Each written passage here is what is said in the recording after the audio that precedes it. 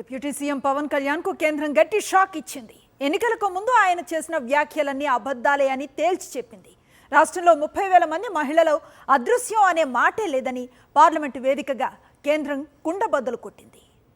ఎన్నికలకు ముందు వైఎస్ జగన్ ప్రభుత్వంపై నోటికొచ్చిన ఆరోపణలు చేశారు పవన్ కళ్యాణ్. ప్రభుత్వంపై అడ్డగోలు ఆరోపణలు చేసిన పవన్ కు కేంద్రం గట్టి సమాధానం చెప్పింది. 30,000 మంది మహిళలు దృశ్యమయ్యారని, వారి వెనుక వాలంటీర్లు ఉన్నారంటూ తప్పుడు ఆరోపణలు చేసిన ఆయనకు పార్లమెంటు సాక్షిగా షాక్ ఇచ్చింది.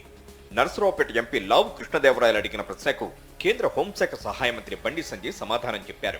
ఏపీలో 30,000 మంది మహిళల దృశ్యమైనట్లు తనకు కేంద్ర నిఘా వర్గాలు చెప్పాయని ఎన్నికలకు ముందు పవన్ కళ్యాణ్ ఆరోపణలు చేశారు. అంతేకాదు, వీరందరినీ వాలంటీర్లు అక్రమ రవాణా చేశారని అన్నారు.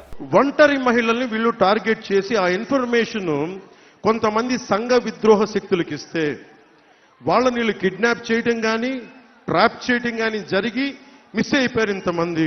ఇది నాకు కేంద్ర నిఘా వర్గాలు చెప్పి ఆంధ్రప్రదేశ్ ప్రజలకి, యువతకి, ఆడపడుచులకి అందరికీ చెప్పమని నాకు చెప్పారు. పవన్ కళ్యాణ్ వ్యాఖ్యలపై అప్పట్లోనే వాలంటీర్లు పెద్ద ఎత్తున ఆందోళనలు చేశారు. అవాస్తవాలను ప్రచారం చేస్తూ తమ మనోభావాలను దెబ్బతీశారని పవన్పై పోలీసులకు ఫిర్యాదు కూడా చేశారు. ప్రస్తుతం ఆ కేసులు ఇంకా విచారణలో ఉన్నాయి. ఇటు పార్లమెంటు సాక్షిగా కేంద్ర ప్రభుత్వం కూడా పవన్ చెప్పినవన్నీ అవాస్తవాలని తేల్చింది.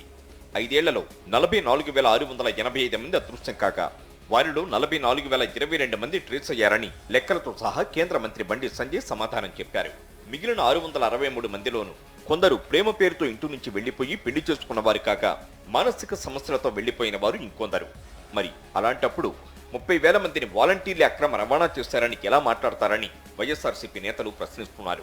తెలుగుదేశం పార్టీ, జనసేన కూటమి, బీజేపీ 3 కలిసి కంబైన్డ్గా లేని అభూత కల్పన కల్పించారు.